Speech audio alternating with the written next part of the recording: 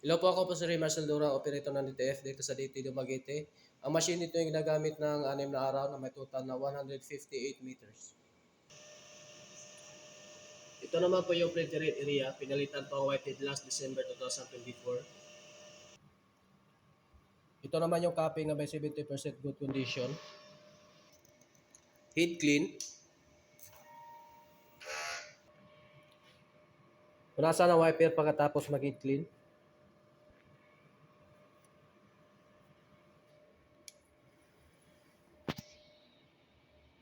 At nozzle test.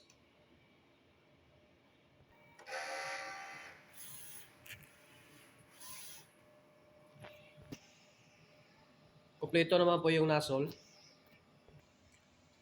Ito naman yung ink tank system, yung ink level is sakto lang. Ang waste tank area, tinapon last week. Ito naman yung EVR, ground wire.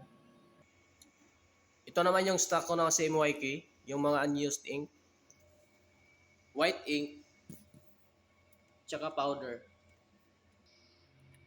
Ito naman yung film at cleaning solution. Ito naman yung consumable na white ink, resin powder, film, cleaning solution. Ito naman yung daily output record at printer daily checklist. Salamat po.